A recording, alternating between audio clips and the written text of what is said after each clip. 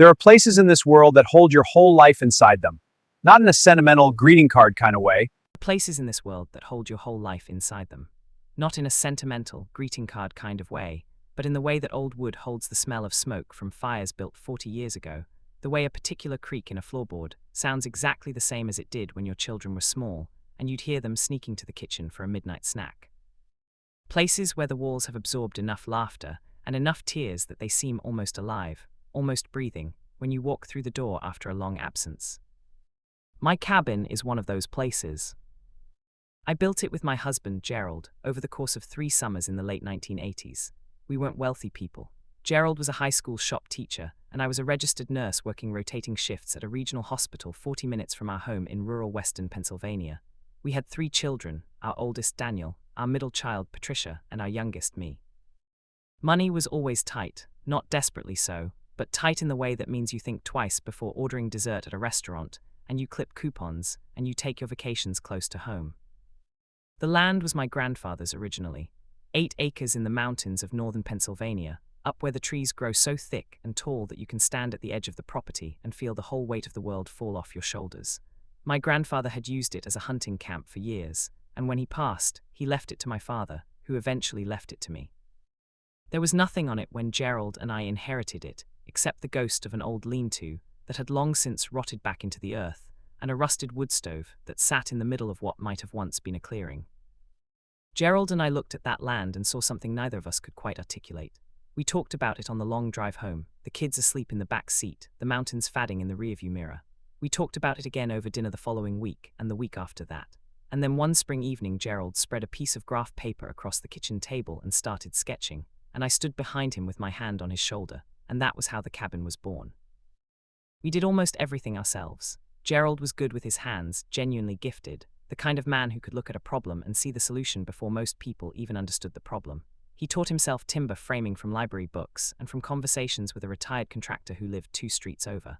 I learned alongside him, partly because I wanted to and partly because there was simply too much work for one person. My father helped when he could, and so did Gerald's brother, Frank, and a rotating cast of friends who would show up on weekends, work hard all day, eat the enormous meals I cooked on a camp stove, and leave sunburned and satisfied. The cabin we built was modest but solid. 1 main room that served as living room, dining room, and kitchen, 2 small bedrooms in the back, a sleeping loft above the main room, accessible by a steep wooden staircase that Gerald had carved the balusters for himself, a covered porch that ran the full length of the front of the building, looking out over a meadow we'd cleared by hand toward a stand of old-growth hemlocks. A stone fireplace that had taken Gerald and his brother Frank the better part of 1 entire summer to build, a hand pump for water, propane for the stove and the water heater, no television, no internet, no cell phone signal to speak of, just the mountains and the trees and the sound of the creek that ran along the eastern edge of the property. We took the children there every summer, sometimes twice a year, and for long weekends in autumn during hunting season and in early spring when the wildflowers came. The kids grew up in that cabin in a way they never quite grew up in our house in town. They learned to swim in the swimming hole a quarter mile down the creek. They learned to identify birds and track deer and start a fire with waterproof matches and to read the sky for weather. Daniel caught his first fish there. Patricia had her first serious conversation about boys with me there, sitting on the porch in the dark listening to the owls. Me, who was always the most sensitive of the 3, told me once that the cabin was the only place in the world where she felt completely safe. Gerald died 11 years ago. Heart attack, sudden at 63. He was healthy, or so we thought, walked every day, watched his diet, never smoked. It was the kind of death that teaches you that the world doesn't owe you advance warning and that life can change irrevocably in the time it takes to answer a phone call. I was at work when it happened.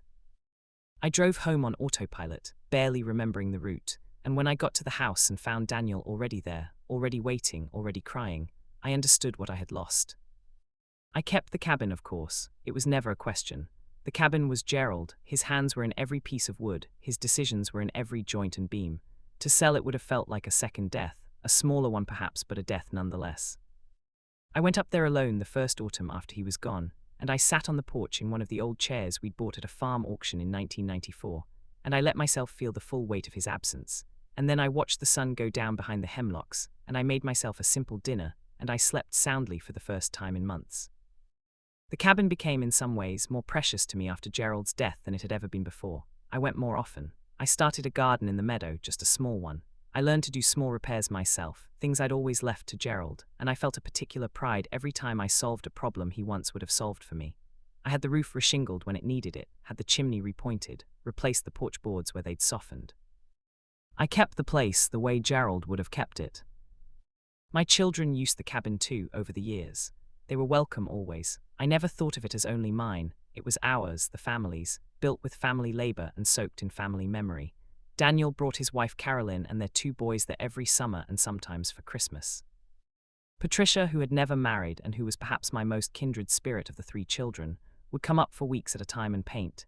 She was a watercolorist, not a famous one but a serious one, and produced canvases full of hemlocks and meadows and creek light that she gave to the family as gifts and occasionally sold at galleries in Pittsburgh. And Me came when she could, which was less often than she would have liked, because Me had ended up in Seattle with her husband and their daughter, and the distance made spontaneous trips impossible. I loved all 3 of my children without question and without hierarchy, but I will tell you honestly that over the years, as they grew into adults and began to reveal themselves more fully, as people do when they stop being your children and become, simultaneously, your children and also simply human beings in the world with their own characters and flaws and choices.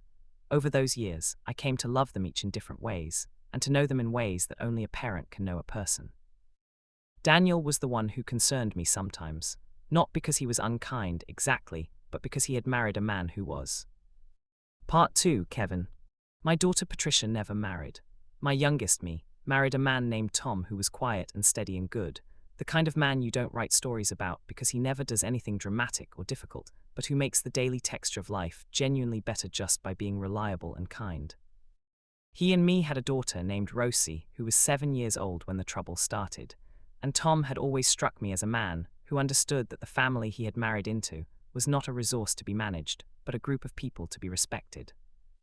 My son Daniel married a woman named Carolyn in 2003. Carolyn was fine, pleasant, fairly warm, a bit self-absorbed perhaps, but not in any way that caused real problems. They had 2 boys, Marcus and Ben, who were 12 and 9 at the time of the trouble, and who were boisterous and funny, and exactly the kind of grandsons who make you feel that the future is probably going to be all right. Carolyn had a brother, his name was Kevin. Kevin had been part of the family's orbit for 20 years by the time the trouble started, and in all that time I had never managed to entirely figure him out or to feel completely comfortable around him. He was charming in a particular way that some people find irresistible, smooth-talking, quick to compliment, full of grand gestures and entertaining stories. He could walk into a room and within 20 minutes have made everyone there feel that he was the most interesting person they'd ever met. He had opinions about everything and delivered them with the kind of confidence that people often mistake for expertise. He was, in the parlance of the internet era that my grandchildren lived in, extremely good at seeming. What Kevin was less good at was follow-through. He had started over the years probably a dozen different businesses, each one more ambitious than the last, each one described to anyone who would listen in elaborate detail during its startup phase, and then quietly never mentioned again once it had failed. He had a beautiful home that he always seemed to be on the verge of losing. He had a boat that he kept talking about taking on a long voyage somewhere and never took anywhere.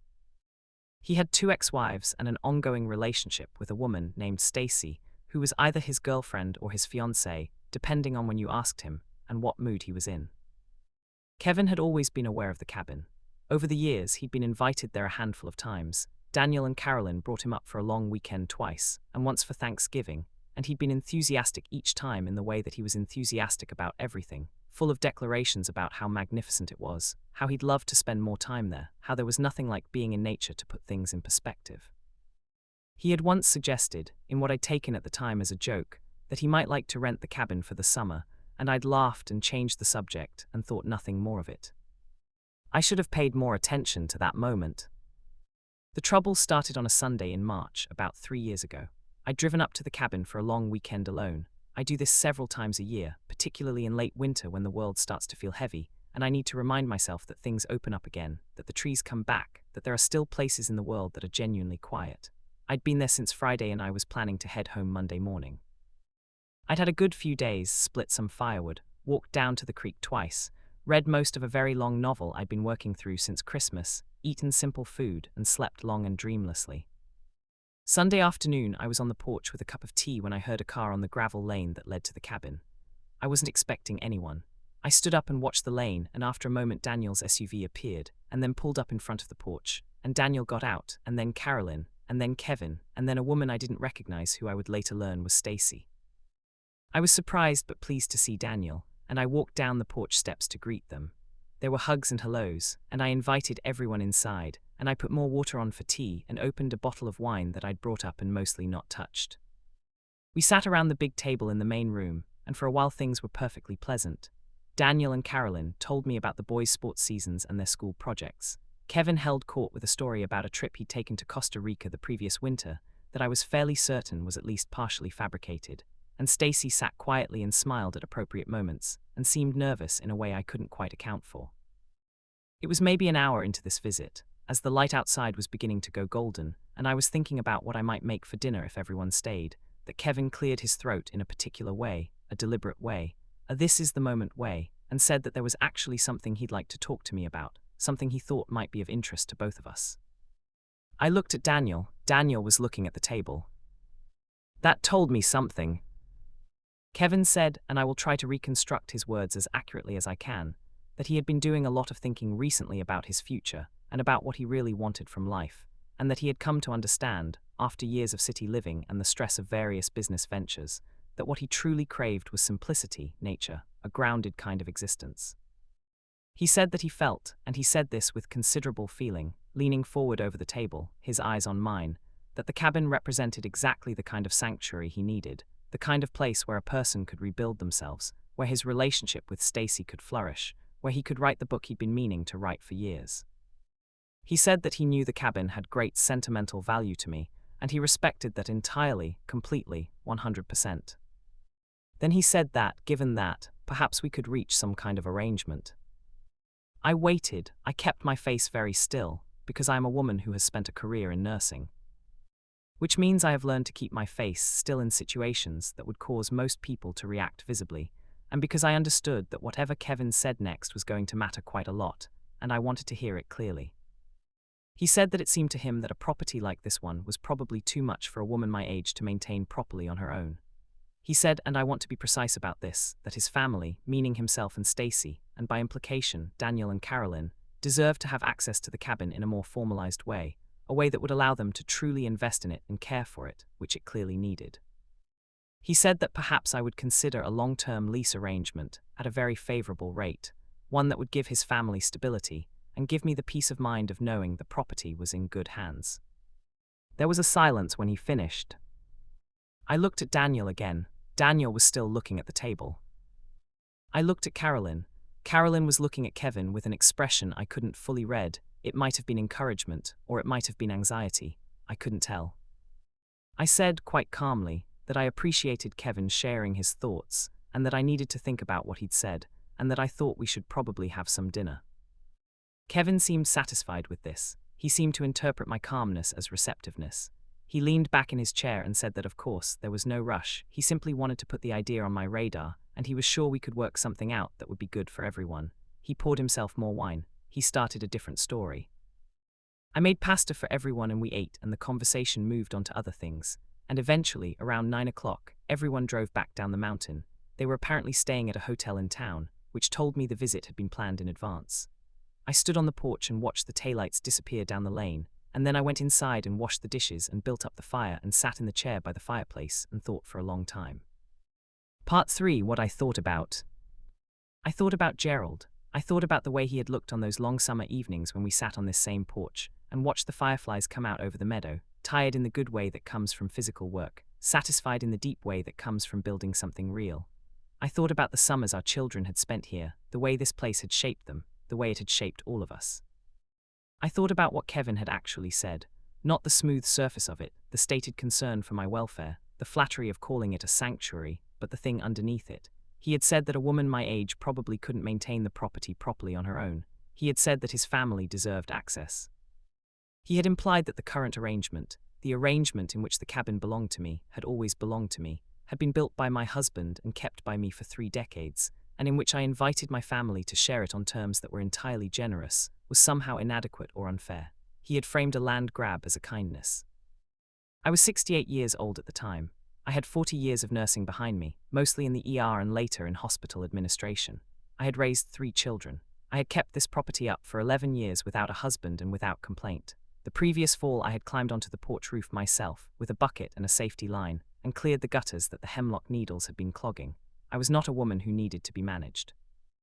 I also thought about Daniel. My son had sat at that table and looked at the table while his brother-in-law suggested that his mother's property should essentially be handed over to people who had no claim on it whatsoever. He had not looked at me. He had not said anything. He had let it happen. This hurt me more than Kevin's presumption had. Kevin was, in some essential way, exactly what he had always seemed to be. I had no illusions about Kevin, but Daniel was my son, and his silence was a choice, and he had made it, and I needed to understand why. I thought about me, who lived in Seattle, who had her own life, who couldn't always be present but who called every week, and who had never once made me feel that the cabin was anything other than what it was, mine, held in trust for the family, available because I made it available.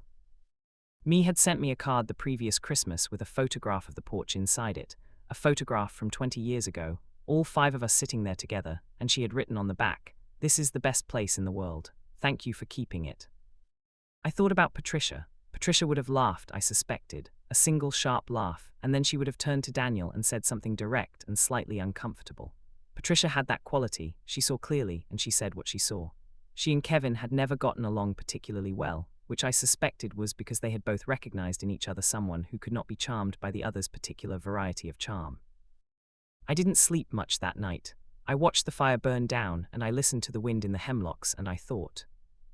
By the time the grey light of early morning came through the east-facing windows, I had decided several things. I was not going to lease the cabin to Kevin.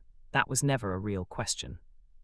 But I had also decided that what had happened on Sunday afternoon required a response that was more than simply a refusal, because what had happened on Sunday afternoon was a symptom of something that had been quietly growing in the family for some time, and a simple refusal would address the symptom without addressing the thing underneath it. I was also going to call a lawyer. Not because I thought Kevin had any legal claim on the property. He had none, obviously. The cabin was mine, and the land was mine, and the deed was entirely clear and unambiguous. But because I had spent 2 hours that night thinking about what could happen if I became ill, or incapacitated, or died, and because the events of Sunday afternoon had made it clear to me that the implicit understanding I'd always had about how the cabin would pass through the family was exactly that implicit, and implicit understandings have a way of becoming disputed when money and property are involved. I needed things to be explicit. I needed things to be written down. I needed things to be legal. I went home Monday morning as planned. I drove the 3 hours home, and I changed my clothes, and I made a pot of coffee, and I sat at my kitchen table with a legal pad, and I started writing notes. Part 4. The lawyer. The lawyer I called was a woman named Susan Garrity, whom I'd known for many years. Her mother had been a patient of mine, and Susan and I had spoken several times during a difficult period of her mother's illness, and we had maintained a friendly acquaintance since then. She was an estates and trusts attorney, which was exactly what I needed. I told Susan what had happened. I told her about Kevin's proposal and Daniel's silence, and about my own sense that the cabin's future had become, suddenly and uncomfortably, an open question rather than the settled matter I'd always assumed it was. I told her that I wanted to establish, clearly and legally, what the cabin was and who it would belong to after me and on what terms. Susan was direct. She said that the good news was that the property was entirely mine and that Kevin had no legal basis for any kind of claim on it. She said the more complex question was what I wanted to happen with the property going forward, both now, in terms of how access would work while I was living, and after my death. She said we should talk about a trust. We talked for 2 hours that first meeting. I went back twice more over the following month, and what we worked out together was a plan that I believe Gerald would have approved of and that I felt, once it was finalized, was right. Here is what I decided, in broad terms. The cabin would be placed in a trust. The trust would be managed by me for the remainder of my life. I would retain full control, full access, full authority over everything. Nothing would change in practical terms while I lived. At my death, the cabin and the land would pass to my 3 children in equal shares. And this was the part that required considerable thought, the trust included specific provisions about how the property could be used, maintained, and potentially sold or transferred. There were provisions requiring unanimous agreement for any major decisions, provisions establishing a maintenance fund that each inheriting party would be required to contribute to annually, provisions establishing that the property could not be leased or rented without unanimous agreement, and a provision establishing that any party who wished to sell their share must first offer it to the other parties at fair market value. The trust also included language, at my specific request, and after considerable thought, specifically excluding spouses and their family members who had not contributed to the property from unilateral decision-making authority. It was not punitive toward any specific person, and I worked hard to make sure it wasn't phrased that way. It was simply a clear statement of what the property was and who it belonged to. Kevin's name was nowhere in the document, but the document made it very clear that the kind of arrangement Kevin had proposed was not, and would never be, possible without the unanimous agreement of all three of my children. I had the trust finalized in late April, and then I called each of my children separately to tell them what I'd done. Part 5: The Conversations. I called Patricia first, because Patricia would be honest with me, and I needed honesty before I talked to Daniel. Patricia listened to the whole thing: Kevin's proposal, Daniel's silence, my thinking during that long night at the cabin, the lawyer, the trust. When I finished, there was a brief silence, and then she said, "Good," in a tone that told me she was unsurprised by Kevin's behavior and relieved by my response to it. I asked her what she knew. She told me that she'd heard rumblings, that Kevin had apparently been telling people, mutual friends of his and Daniel's, primarily, that the cabin was essentially a wasted resource, that it sat empty for most of the year, that someone should be making better use of it. That he had apparently floated the idea of turning it into an Airbnb rental property, a notion that made me close my eyes for a moment and breathe very deliberately. She said she hadn't known he was going to make a direct approach, and that she was sorry it had happened the way it had. I told her I wasn't angry. I told her, and this was true, that I was grateful, in a strange way, because it had forced me to do something I should have done years ago, put the future of the cabin on a clear and documented foundation. Patricia said that was exactly the right way to look at it, and she said it with a warmth that reminded me of why she and I had always understood each other well. Then I called me in Seattle. Me, to my surprise, already knew most of it. Daniel had apparently called her after the Sunday visit. She was upset, not at me but at the situation, and she asked me, with a concern that was genuine and not theatrical, whether I was all right. I told her I was. She said that Tom had heard about it from her and had said, with characteristic quietness, that he hoped Daniel had spoken up. I told her that he hadn't. There was a pause on the line, and she said, "That's hard, Mom," and I said yes, and we left it at that. Then I called Daniel. This was the hardest conversation, not because Daniel was hostile, he wasn't. He was, from the first moment I said his name, defensive and ashamed in equal measure, and I had learned over 68 years that defensiveness and shame together are a combustible combination that requires careful handling. I didn't want to fight, I wanted a conversation. I told him about the trust. I told him what it contained and what it meant. I told him, as clearly and calmly as I could, that I had done this not in anger, but because I needed the cabin's future to be settled in a way that didn't depend on implicit understandings and goodwill alone. Then I told him that I needed to talk to him about what had happened at the cabin in March. Daniel said before I could continue that he was sorry. He said it twice. He said he hadn't known Kevin was going to do it the way he did it, that he'd known Kevin had been thinking about asking me something but hadn't understood it would be a formal proposal, and that he'd been blindsided and hadn't known what to say. I listened, and then I said, as gently as I could and as honestly as I could, that even if he'd been blindsided, he'd made a choice.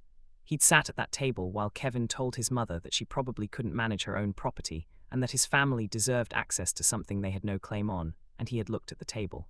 I wasn't asking him to have attacked his brother-in-law. I was asking him to understand that his silence had communicated something, to Kevin, to Carolyn, and to me. Daniel was quiet for a long time. When he spoke again, his voice was different, quieter, less defensive, with something underneath it that sounded like the boy he'd been before he became this adult with his difficult marriage and his complicated loyalties. He said that he knew. He said that he'd been thinking about it since March and that he hadn't been able to figure out how to call me. He said he was sorry again, and this time I believed it in a way I hadn't quite believed the first 2 times. We talked for another hour. It wasn't easy, but it was real, and real is what I have always valued more than easy. By the end of it, we had said some things that needed to be said, and I felt that Daniel understood that the trust wasn't a punishment. It was a protection for all of us, for the cabin, for the future. He asked me if Kevin knew. I said not yet. He asked if he needed to tell him. I said that was up to him, but that Kevin would learn about it eventually one way or another, and that how Kevin responded would tell us all something useful about Kevin. Part 6: Kevin Responds. Kevin found out about 3 weeks after I'd spoken to Daniel. I don't know exactly how. I suspected Daniel told Carolyn and Carolyn told Kevin, which was probably inevitable and which I had accounted for in my thinking. What I know is that on a Tuesday evening in early May, my phone rang and Kevin's name appeared on the screen. and I answered it because I had prepared myself for this conversation, and I did not believe in avoidance. Kevin had 2 registers. The first was charm, the smooth performing for an audience voice that I'd spent 20 years watching him deploy. The second was something I'd only heard occasionally, when the charm failed and something harder and more genuine came through. He was in the second register when he called me. He said that he'd heard about the trust and that he was disappointed. He said he'd thought we had an understanding. I said politely that I wasn't sure what understanding he thought we'd had, since I hadn't agreed to anything at the cabin and had said only that I needed to think about what he'd proposed. He said that I'd clearly been offended by something he'd said and that he wanted to clear the air. He said the last thing he'd wanted was to upset me. I said that I wasn't upset. I said the trust was something I should have done years ago and that I was glad to have it in place. Then Kevin said something that I want to record carefully because it was, in its way, illuminating. He said that he felt the trust had been done in a way that was exclusionary, that it seemed designed to cut off Carolyn's side of the family from something that they were, in a practical sense, already part of. He said that he and Carolyn and Daniel had spent time at that cabin, had contributed to it, had, and he used this phrase specifically, been part of that family in ways that should count for something. He said it seemed to him that I had overreacted to a simple suggestion, and in doing so had made it clear that his family wasn't truly welcome. I listened to all of this, and then I said, quite calmly, several things. I said that the cabin had been built by me and my husband on land that had been in my family for generations, and that it belonged to me and would pass to my 3 children. I said that Daniel's marriage to Carolyn was a wonderful thing, and that Carolyn was very welcome at the cabin at any time, as she always had been, as a guest of the family. I said that Kevin was similarly welcome as a guest, as he always had been. I said that welcoming someone as a guest and ceding legal or management authority over a privately owned property to them were 2 very different things, and that I thought Kevin knew the difference. I said that what he had proposed in March was not a simple suggestion. He had proposed a formalized lease arrangement that would have given him priority access to my property. He had framed this proposal with the observation that a woman my age probably couldn't manage the place properly. He had suggested that his family deserved this access. I said that the trust hadn't been done to exclude anyone. It had been done to protect what my husband and I had built, to ensure that our children inherited it in a clear and fair way, and to make certain that the kind of informal suggestion he had made in March could never be implemented by anyone acting alone. There was a long silence. Kevin said finally that he thought that was very sad. I said I thought we probably saw the situation differently, and that I hoped we could move forward in a way that kept family relationships intact. Kevin said that depended on a lot of things, and then he said goodbye and he hung up. Part 7, The Summer. The summer after that spring was complex. Daniel and Carolyn came to the cabin in July with the boys, as they usually did, but there was a different texture to the visit. Daniel was warmer with me than he'd been in some time, warmer in the particular way that people are when they've settled something difficult with themselves and are trying to show it. Marcus and Ben were as they always were, exuberantly present, interested in everything, loud in the way of boys that age. Carolyn was cooler than usual, not hostile, but contained, carefully pleasant in the way of someone who has opinions she has decided not to share. Kevin was not there. Daniel mentioned briefly that Kevin and Stacy had rented a house on a lake in Ohio for the summer, which he said in a tone that suggested he thought I would find this meaningful. I responded that I hoped they had a nice time, which was true. I had no animosity toward Kevin.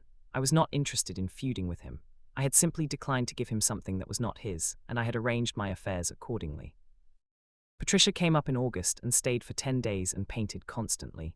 She produced 12 canvases in that time, several of which were among the best things she'd ever done. There was one of the hemlocks in Afternoon Light that I asked her if I could keep, and she said yes without a moment's hesitation and helped me hang it over the fireplace. Me and Tom and Rosie came in late August for a long weekend, and Rosie, who was encountering the cabin for only the second time, fell as completely in love with it as her mother always had. Tom quietly fixed a screen door that had been sticking since winter and didn't mention doing it until I thanked him, and then he looked mildly embarrassed and said it was nothing. I watched all of this: Patricia painting at the edge of the meadow, Daniel teaching Marcus to identify animal tracks along the creek, me and Rosie picking wildflowers, Tom mending a screen door, and I felt that the cabin was doing exactly what it had always done, exactly what it was built to do. It was holding the family. It was being a place. Gerald would have been satisfied. Part 8, What happened next? Over the following 2 years, things settled into a new equilibrium. Daniel and Kevin's relationship, I gathered from occasional remarks by Daniel and Patricia, went through a period of strain that had more to do with Kevin's most recent business failure than with anything involving the cabin, Kevin's olive oil import business, which he had been describing as a transformative opportunity for the better part of 18 months, collapsed in the spring of the following year amid what sounded like a fairly predictable combination of overcapitalization and under-research. He and Stacy broke up around the same time. He moved to Charlotte to start something new, about which details were vague. Carolyn and Daniel's marriage, which had always seemed to me to be held together partly by external scaffolding, by Kevin's presence, by social obligations, by the particular suburban architecture of a life organized around appearances, became, without that scaffolding, something that needed to examine itself. They went through a difficult year. They talked to a counselor, which Daniel mentioned to me once in a phone call and then didn't mention again, and I took my cue from that and didn't raise it either. They seemed to come through it changed but present, which is probably the best outcome for that kind of difficulty. Marcus, now 14, called me one Saturday morning to ask if he and a friend could come up to the cabin without adults for a weekend. He made his case carefully and seriously, with what I recognized as the particular dignity of a teenager who has thought hard about how to approach an adult with a request. I asked him several questions. I was satisfied with his answers. I said yes with conditions. He had to call me when they arrived, call me each morning, call me when they left, and they had to leave the place exactly as they found it. He agreed to all of these terms. He called me from the cabin that Friday evening, and his voice had in it a note of joy so pure and uncomplicated that I had to sit down for a moment after I hung up. This, I thought, is what it's for.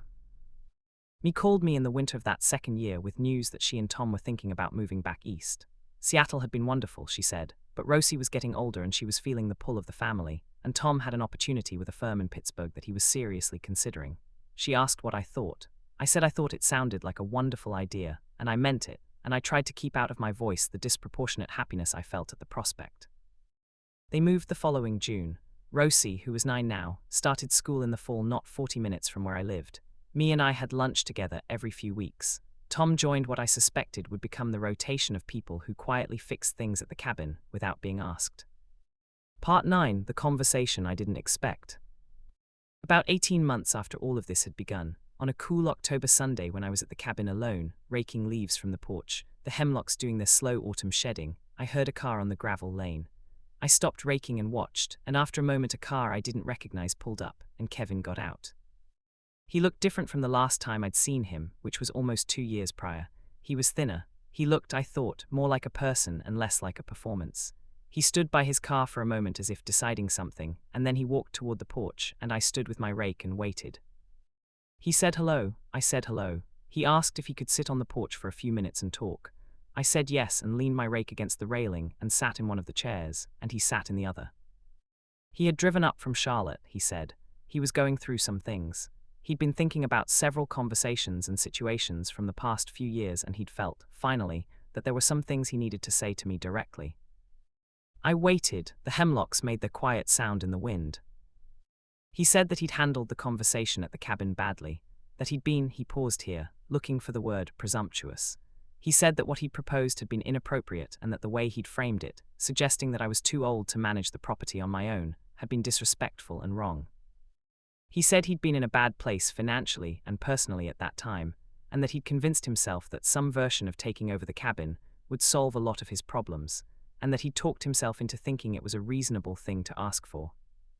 He said that in the year and a half since then, he'd had a lot of time to think about how he'd been operating, not just in that situation but generally, and that he hadn't liked what he'd seen when he looked at it clearly. I listened. I didn't say anything yet. He said that the cabin was clearly something extraordinary, and that he understood now, really understood, that what it represented couldn't be reduced to square footage and property values. He said he'd never really had anything like it, anything that was genuinely built with that kind of love and intention, and that he thought maybe he'd been trying, in his clumsy and self-serving way, to acquire access to the feeling of it, rather than to understand that it wasn't his to acquire. He stopped. He looked at the hemlocks. I thought for a while before I spoke. I thought about Gerald building the fireplace. I thought about Patricia's painting above the fireplace. I thought about Marcus's voice on the phone from this porch. I thought about the long night I'd spent in the chair by the fire, deciding what to do. Then I said a few things. I said that I appreciated what he'd come to say, and that I believed he meant it. I said that what had bothered me most about the situation, more than the proposal itself, was the way it had assumed that I was diminished, that being a woman of a certain age meant I needed someone to take things off my hands. I said that the cabin was the work of my life and my husband's life, and I was not done with it. I said that none of this meant he wasn't welcome at the cabin as a guest of the family. That had never changed. The door had always been open in that sense, and it remained open. He nodded. He said that meant more than I probably knew. We sat on the porch for another hour. He told me about Charlotte, about the work he was doing there, about some of the thinking he'd been working through with a therapist, which he mentioned with a matter-of-factness that told me it was no longer a source of embarrassment for him. I told him about the trust, explained it properly and without any edge in my voice, and he listened and said that it made complete sense and that he was glad I'd done it. Before he left, he stood on the porch steps and looked back at the cabin, at the stone fireplace chimney visible above the roofline, at the big hemlocks beyond the meadow, at the ancient shape of the mountains in the distance. He said that it was a remarkable place and that Gerald must have been a remarkable man. I said that he was. Kevin drove back down the gravel lane, and I stood on the porch and watched until his car disappeared, and then I picked up my rake and went back to work. Part 10. What I know now. I am 71 years old as I write this. The cabin is still mine, still exactly as it always was, a little older in the ways that old buildings are older, settling into themselves, becoming more fully what they are. The trust is in place. My children know what will happen when I'm gone, and we have talked about it openly, the way I always think important things should be talked about. Daniel has become, over these past few years, more fully my son again in some way I find difficult to articulate. Some of the distance that had grown between us, a distance I hadn't even fully acknowledged while it was happening, has diminished. We talk more directly. He apologized to me once properly for his silence at the table that Sunday, and I accepted it properly, and we moved forward. Marcus is 17 now, and has been to the cabin 5 or 6 times on his own, with friends, and calls me when he arrives and when he leaves. And each time I hear his voice, I think about Gerald teaching Daniel to cast a fishing line in the creek 30 years ago, and I feel something I can only describe as continuity. Patricia is painting the best work of her life. She had a small exhibition in Pittsburgh last fall, and 2 of the cabin paintings were in it. 1 sold. Me and Tom and Rosie are 40 minutes away. Rosie calls the cabin the magic place, and has started at 10 years old to learn the names of trees. Kevin is in Charlotte and seems, by the accounts that reach me, to be doing better. He came to Daniel and Carolyn's for Thanksgiving last November and called me afterward to say he'd had a good time. I was glad to hear it. What do I know now that I didn't know before all of this happened? I know that love and property are separate things, even when they're wound together. The cabin is not my love for Gerald, and my love for Gerald does not live in the cabin.